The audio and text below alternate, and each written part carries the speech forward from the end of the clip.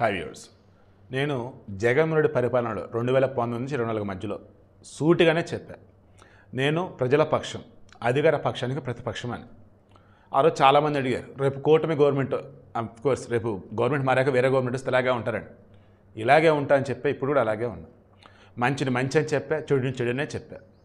గవర్నమెంట్ని అడగాల్సి వచ్చినప్పుడు డైరెక్ట్గానే అడుగుతూ ఉన్నా. అలా ఈరోజు అడుగుతూ ఉన్నా. సనాతన ధర్మాన్ని కాపాడుతానని చెప్పినటువంటి పవన్ కళ్యాణ్ గారు సింహాచలం గోడ కూలిన ఘటనకు సంబంధించి మీరు అక్కడ ఉన్నటువంటి మంత్రి, హోంమంత్రి అనిత గారిని అభినందించారు, సంతోషం. ఎందుకు? ఎస్, నేను కూడా అనిత గారిని అభినందిస్తూనే ఉన్నాను. ఆమె రెస్పాండ్ అయిన విధానం, అక్కడ ఉన్నటువంటి వారు నష్టపరిహారం కావాలని అడుగుతున్నప్పుడు రిమైండింగ్ వచ్చేసి ఓపికగా సమాధానం చెప్పటం, వీటన్నింటిలో అనిత గారిని మెచ్చుకుంటాం. అయితే పవన్ కళ్యాణ్ గారు ఇప్పటి వరకు ఈ సింహాచలం గోడ కూలిన ఘటనకు సంబంధించి ఏ అధికారిని మీరు సస్పెండ్ చేశారు? ఏ ప్రజా పాలకుడికి సంబంధించిన ఇన్వాల్వ్మెంట్ ఉందని మీరు కనిపెట్టారు? అండ్ ఏ కాంట్రాక్టర్ ఇందులో ఇన్వాల్వ్ అయ్యారని చెప్పి మీరు తెలుసుకున్నారు? వాళ్ళ మీద తీసుకున్న చర్యలు ఏంటి? మీరు అనొచ్చు, ఇన్సిడెంట్ జరిగి 2 రోజులే కదండి. 2 రోజులు కాదండి, గంట చాలు కరెక్ట్గా దీని గురించి ఎంక్వైరీ చేయాలంటే. పిల్లర్లు లేకుండా గోడ ఏంటండి? ఒక గోడ కడుతున్నప్పుడు ఇంట్లో పెట్టే గోడ కూడా అండి, 10 అడుగులు గోడ కడుతున్నప్పుడు కనీసం మధ్యలో పిల్లర్ వేస్తాడు. మినిమం ఏమైనా నాకు తెలిసి, నాకున్నటువంటి సైన్స్ పరిజ్ఞానం మేరకు, సివిల్ ఇంజనీరింగ్ పరిజ్ఞానం మేరకు, ఒక గోడ కడుతున్నప్పుడు దాని ఎత్తు ఎంత, దాని పొడవు ఎంత, దాని యొక్క థిక్నెస్ ఎంత అనుకున్నప్పుడు, అండ్ ఏ ఏరియాలో కడుతున్నాం అనుకున్నప్పుడు, అండ్ అక్కడ వచ్చేసి ఎటువంటి మెటీరియల్ వాడాలనుకున్నప్పుడు బేసిక్ ఉంటాయండి. ఈరోజు లక్ష్మణ్ రావు ఏ కాంట్రాక్ట్ అయితే ఆ గోడను నిర్మించాడు, అతను చెప్తున్నాడు, సార్ నేను వద్దు వద్దు అని చెప్తున్నా, బలవంతంగా అధికారులు కట్టించారు. ఏ అధికారులు కట్టించారు? పలానా వాళ్ళు పిలిపించారు. ఏంట్రా బాబు మీరంటే కట్టమని పై వాళ్ళు చెప్పారు. ఈవో లేడు అక్కడ, ఈవో సెలవులో ఉన్నాడు. అండ్ ఆలయానికి వచ్చేసి ధర్మకర్త ఎవరైతే అశోక్ గజపతిరాజు గారు, ఆయన ఏం చేశాడు? అండ్ ఆగమ పండితులు వచ్చేసి గోడ కట్టొద్దని చెప్పున్నారట, ఆయన సరే గోడ కట్టారు.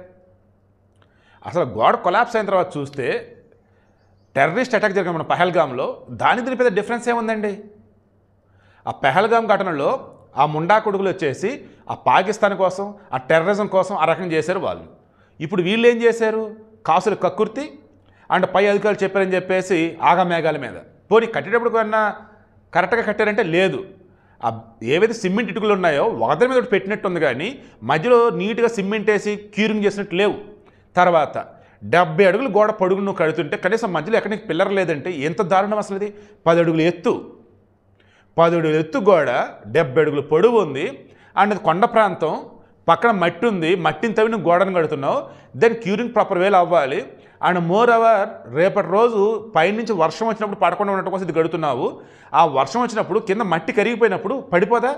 పునాదులు సరిగా లేవు, సరైన పునాదులు లేవు, మధ్యలో పిల్లర్లు లేవు, అండ్ కట్టినటువంటిది ఆ హోలో బ్రిక్స్తో కట్టున్నారు, సిమెంట్ ఇటుకలతో కట్టారు, మధ్యలో వచ్చేసి ప్రాపర్ వేలు సిమెంట్ లైనప్ చేయలేదు, క్యూరింగ్ కాలేదు.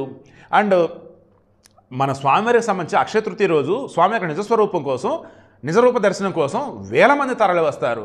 అటువంటిప్పుడు ఈ గోడ పక్కన నించుంటే ప్రతి చందనోత్సవానికి వర్షం పడుతున్నప్పుడు మళ్ళీ వర్షం పడిన తేడా కొడితే పడిపోయిద్దన్న బేసిక్ నాలెడ్జ్ లేదా? ఏం జరుగుతుందండి అసలు? మొన్న ఆర్మీ వాళ్ళు అక్కడ బైసరన్ లోయలో లేరు. ఎందుకు? అక్కడ టూరిస్టులు అనుమతి ఇచ్చామన్న విషయం స్టేట్ గవర్నమెంట్ చెప్పలా. వేరే చోట ఆరు వ్యాలీ, బైతాల్ వ్యాలీ, తర్వాత అమ్యూజ్మెంట్ పార్క్ దగ్గర వాళ్ళు రెక్కి నిర్వహించారు, బట్ అక్కడ ఆర్మీ వాళ్ళు ఉన్నారు. బైసరన్ వ్యాలీ వచ్చేసి ఓపెన్ చేస్తారన్న విషయం వాళ్ళు చెప్పలా. చెప్తే ఆర్మీ వాళ్ళు ఉండేవాళ్ళు అక్కడ. టెర్రరిస్ట్ అక్కడ జరగపోయేది. ఒకవేళ జరిగిన ప్రాణ నష్టం ఒకళ్ళిద్దరితో పోయేది, అన్న టెర్రరిస్ట్ కూడా చంపేసేవాళ్ళు మన వాళ్ళే. సో ఇక్కడ కూడా జరిగింది ఏంటి? ఆ మేఘాల మీద అప్పటికప్పుడు గోడ నిర్మించాల్సిన అవసరం ఏంటి అసలు? పోనీ కట్టేది కరెక్ట్గా కట్టావా? క్యూరింగ్ అవ్వలేదు, వర్షం వస్తే పడిపోయేది, బేసిక్ సెన్స్ లేదా? అన్నిడు అతిపెద్ద దరిద్రం ఏంటి తెలుసా? అసలు నాకు ఇది వినేతే ఈ మధ్య ఎందుకో కోపం పెరుగుతుందండి, బూతులు వచ్చేస్తున్నాయి. ఆ పక్కన టెంట్లు కట్టారు, ఆ టెంట్లు కట్టినటువంటి తాళ్ళు నేను చూశారు, అది గోడలకు కట్టారు. అంటే దాని అర్థం ఏంటి? ఆ టెంట్లు గాలికి గోడ కూడా ఊగిపోయిద్ది, ఆ గోడ స్టాండర్డ్ కూడా కాకపోతే పడిపోయిద్ది. అండ్ పైనుంచి వర్షం నీళ్ళు వస్తున్నాయి, ఈదురు గాలులు, దెన్ ఆటోమేటిక్ ఏంటండి, కొత్త గోడ పడిపోయిద్దండి. పడిపోయిందండి, చనిపోయారండి, 7 మంది చనిపోయారండి. ఎవరిదండి ఆ పాపం అంతా? పాపం ఆ శైలజ అండ్ ఉమేశ్వర్ దంపతులు వాళ్ళని చూస్తే నాకు చాలా బాధ వేసింది. అయ్యో పాపం కదా అనిపించేది. సో వీడియో క్లోజ్ చేస్తున్నా. సో చంద్రబాబు గారు, లోకేష్ గారు, పవన్ కళ్యాణ్ గారు, ఇప్పుడు మీరు సమాధానం చెప్పండి. ఎవరు తప్పిది మీది? ఎవరు అలసత్వం మీది? దీనికి బాధ్యులు ఎవరు? నిజంగానే కూటమి ప్రభుత్వం మీద బురదలని చెప్పేసి క్రైస్తవులు ఎవరైనా చేశారా? కూటమి ప్రభుత్వం బురదలని చెప్పేసి ముస్లిం మతస్థులు ఎవరైనా చేశారా? చర్చ వాళ్ళు ఎవరు లేరు. హిందువులే అంటారా? హిందువులు అయితే ఎవరు? జగన్ పార్టీకి అభిమానులా, లేదంటే కాసుల కకృతి కోసం ఈ రకం చేశారా? ఎవరు? తేల్చండి, సమాజం ముందు ఉంచండి. ఎంతమంది అధికారులను సస్పెండ్ చేశారు? ఎంతమంది కాంట్రాక్టర్లు పట్టుకున్నారు? అలా కట్టే వాళ్ళకైనా ఒక ఐడియా అనేది ఉంటుంది. మరి వాళ్ళైనా ఏమండి నిలబడదండి, కూలిపోయింది అనేది మరి చెప్పాలి కదా, మరి వాళ్ళని ఎందుకు చెప్పలా? అండ్ వర్షం వస్తున్నప్పుడు ఆ గోడ కట్టిన దాని తాలూకు సంబంధించి ఆ బుర్రా బుద్ధున్నాడు ఎవడన్నా ఒకడన్నా ఆ రోజు డ్యూటీలో ఉండి కదా, ఒరే ఆ గోడ తేడా ఉందిరా బాబు, పడిపోయిద్దరు బాబు, వాడు ఎందుకు చెప్పలేదు? ఎంత అలసత్వం అండి అసలు. అక్కడ పహల్గామ్ ఘటనలో చనిపోయింది హిందువులే, టెర్రరిస్టుల దాడిలో. ఇక్కడ వచ్చేసి చనిపోయింది హిందువులే, సింహాచలం అప్పన్న దర్శనానికి వెళ్తూ కూడా. 2 చోట్ల కూడా చంపింది ఎవరండి? అక్కడ టెర్రరిస్టులు చంపారు, ఇక్కడ వచ్చేసి ఎవడు చంపాడు? కింద కామెంట్లో తెలియచండి. బట్ దానికి దీనికి తేడా అయితే లేదండి.